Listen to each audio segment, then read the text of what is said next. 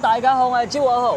大家好，我是 Linda。今日咧就介紹一個新樓盤啦。咁呢個屋苑嘅名咧叫做聚泰華庭啦，就係我哋呢個萬達廣場嘅側對面啊，就係呢個龍庭廣場隔離啦。前面呢一棟黃色嘅樓就係啦。咁呢一個樓盤咧，因為我哋點解要過嚟拍咧？因為佢依家平啊嚇。咁依家咧佢嘅嗰個政策啊，首期咧2萬蚊就可以買到嗰度啦。啊，首期2萬嚇，精裝現樓。咁呢個屋苑啊，有啲年紀㗎啦嚇，即係咧佢當時售賣嘅時候係2022年嘅開賣嚇，疫情嘅時候開賣。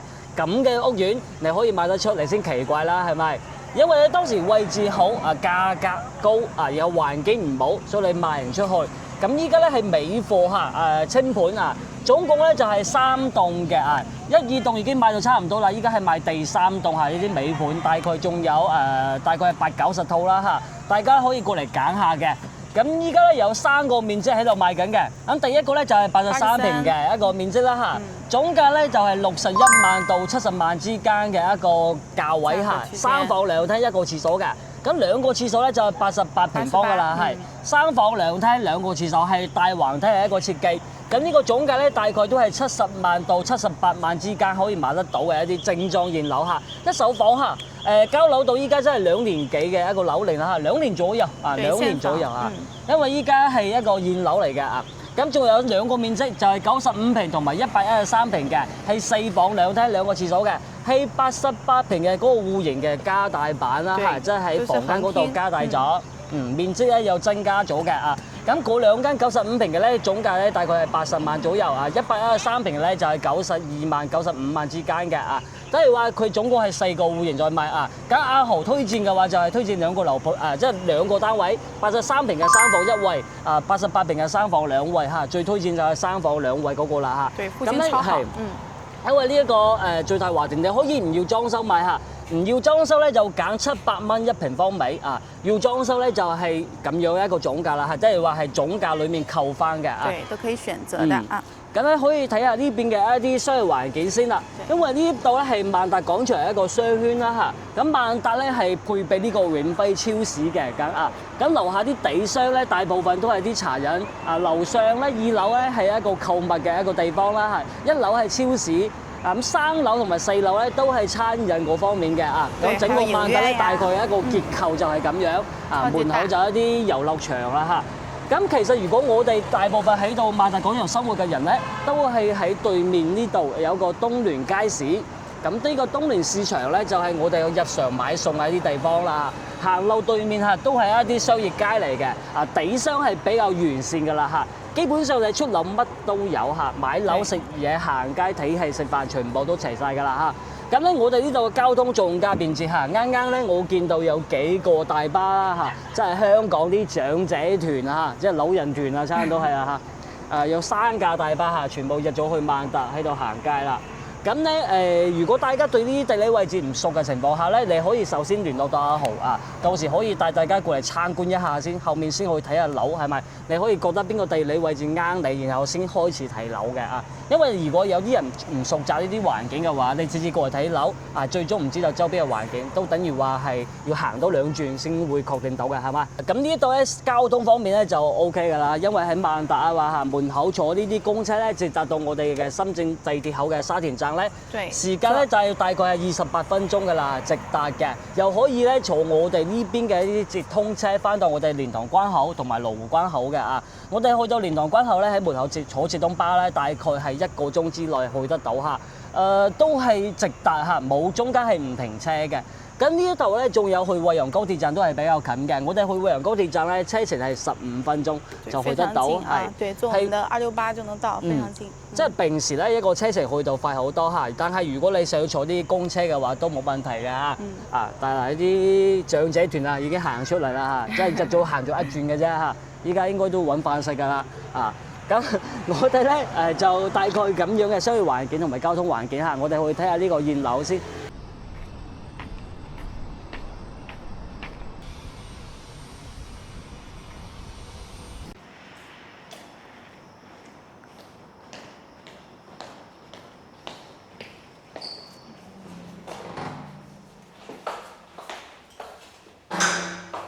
我哋就上到呢個示範單位嚇，第4樓啊，呢度係第3棟嘅嚇，2梯4伙嘅一個標準住宅單位，大家會見到呢個好敞亮係咪？因為呢個燈靚啊嘛，佢用嘅氛圍燈嚇。咁2部電梯係左右兩邊嘅呢個單位嚇。再睇下呢個係整體咧，佢用嘅呢個快遞一個牌即係呢個電梯嘅牌子啊，係一個順達電梯啦嚇，即係呢個係全球第2大嘅一個電梯商嚇。咁咧，我哋今日睇呢個單位先。呢一邊2伙咧就係83平嘅3房2廳1個廁所嚇。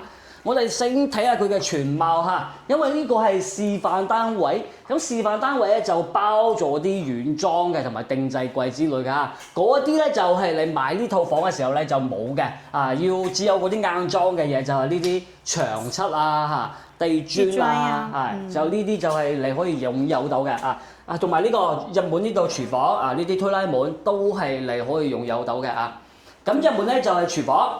廚房喺個面積空間咧，大概咧只有5個方左右嚇，比較細，唔大間，但係咧我覺得都係算標準實用嘅，係。因為咱們總共就83平嘛，就是一小口一家3口。夠用嘅呢度咧會廚房咧會配嘅話就係呢座方太嘅一個牌子啦咁2件套都係方太嘅。方太的。係。咁我哋再裏面睇下你到時買到呢間房擁有到嘅嘢係乜嘢啦咁睇下佢間隔呢度係一個餐廳嘅位置，其實咧佢呢個方位咧係做咗一個餐邊櫃喺度其實佢呢個定製做嘅餐邊櫃咧比較簡陋啲比較簡陋啲。如果大家到時候買嘅話，可能你可以揾阿豪幫你去裝啦做啲靚啲嘅即係嗰啲檔次好啲，因為呢啲板好普通嘅示範單位啊嘛。嗱，整個客廳同埋呢個餐廳嘅開間咧係做到3.5米長3.5米，因為佢呢度比較闊大家睇下呢度呢度係闊好多嘅因為呢度係入睡房區嘅位置啦。咁本身嚟講，可能呢個方位再加多一幅嗰啲櫃啦加多一個櫃喺度，咁樣會顯得好睇好多。玄關櫃啦遮擋住我哋入房間嗰啲門嘅方位。我哋睇下佢原文先。呢個陽台啦，我哋呢個朝向咧係正南向嘅正南一啲斜角都冇噶啦。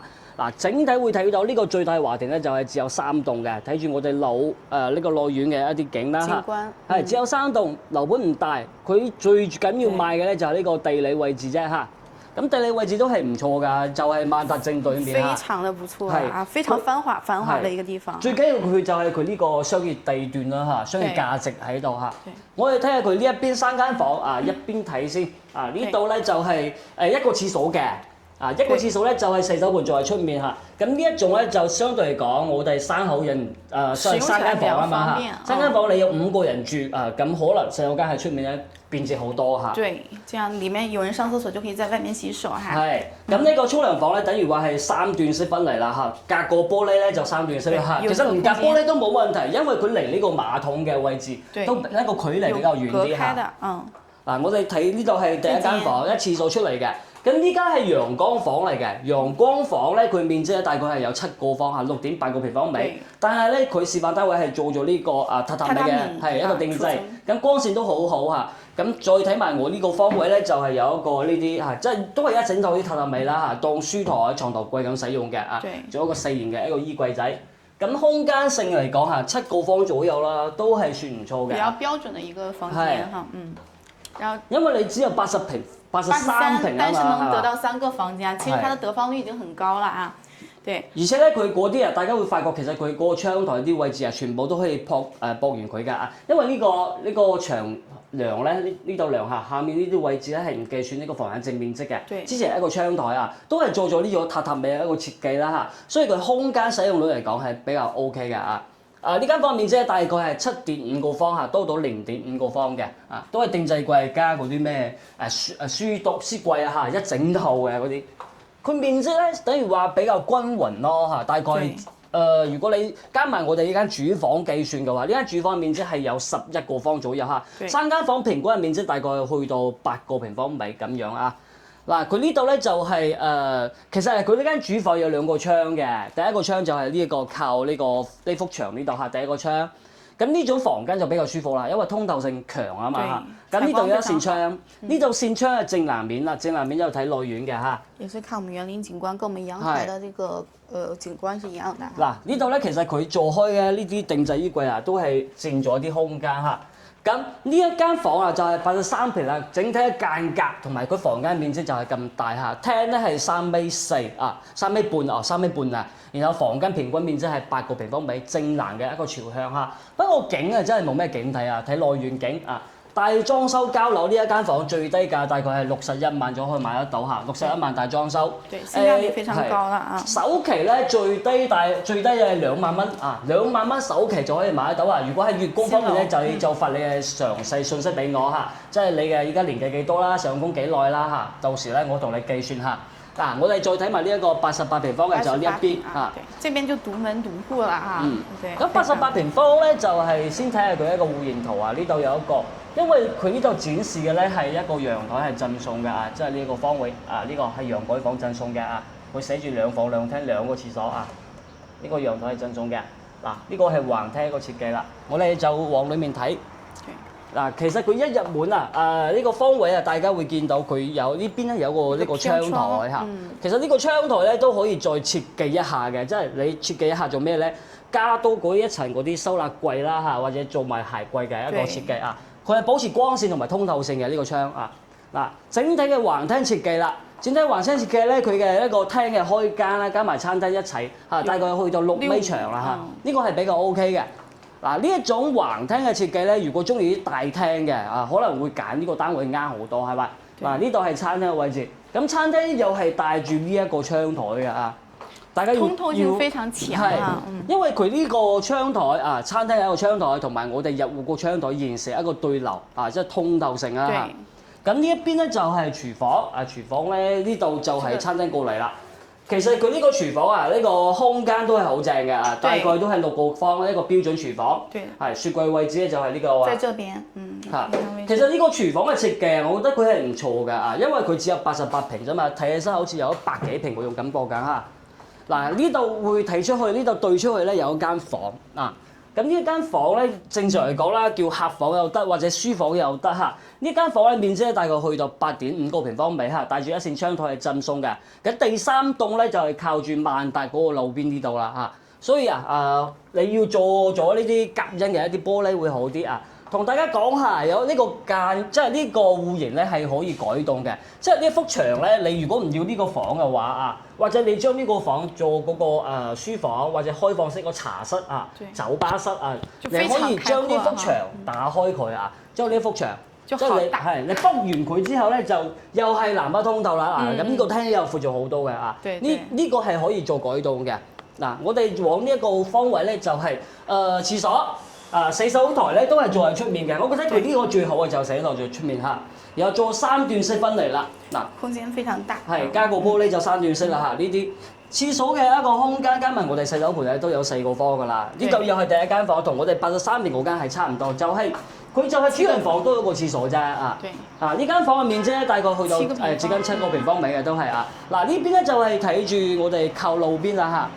呢個陽台房咧，佢密封窗就可以睇得清楚啲啊！呢度咧就係萬達廣場嗰個位置啦啊！就我哋門口就係萬達廣場，斜過去大概就200米，非常近啊！所以呢種咧就係佢賣嘅就係呢個地理位置啊，即係地段啦。如果大家中意嘅，一定係買佢嘅地段價值㗎啊！睇下呢個側對面過嚟就係第3間啦，即係主房。係咁，佢嘅主房咧就係啱先講到嘅，多咗一個廁所就係呢度啦嚇。因為佢整體面積係多咗5個方啊，間隔唔同嘅。呢種咧就做一個正方形嘅，或者咧帶啲圓弧嘅一個角度啦嚇。有窗啊，可以保持到光線嘅。嗱，面積就大間啦，呢間主人房啊，主人房嘅面積咧大概去到差唔多係12個方多嘅嚇，4個方多，因為呢個窗台呢個位置咧。係完全贈送啊，唔計算喺呢個房間淨嘅面積度嘅啊，正南向嘅一個朝向啦嚇，都係睇住內園景嚇，因為係4樓啊，樓層唔高嘅嚇。咁整體其實呢一間房咧88平咧，我覺得佢間隔好咧，就係佢係橫廳啦，然後又可以改到呢一種南北通透嘅一個係，又可以改到南北通透嘅一個戶型啦嚇。嗱，我哋睇埋佢嘅主陽台啦。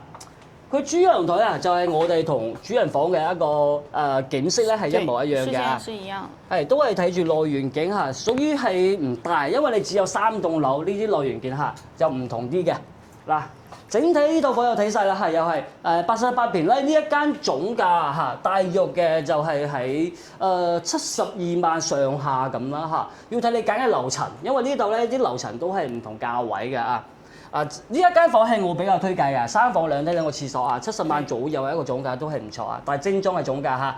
但係唔配嗰啲軟裝嚇，即係家私啊同埋定製櫃嗰啲係冇嘅啊。咁其實咧，我哋仲有一個係95平同埋一個113平嘅，就係呢個88平嘅一個戶型嘅加大版啊。即係到咗95平咧就有4間房啊，就多咗一間房。到咗113平咧就將95平嗰間房咧又擴大咗啊，等於話變咗大間嘅4房單位啊。咁總價嘅起身咧都係80萬左右嘅啫啊，113平咧要去到90幾，接近100萬左右啊。因為佢呢度賣嘅一定係佢嘅地段價值嚇，即係地理位置嘅一個價值性啦啊。首期咧就比較低啦，因為係新樓啊，2萬嘅首期可以買得到，係同埋加一個1% 嘅一個契稅就可以攞低呢度嚇。月供嗰方面咧就係你私底下同我講啦嚇。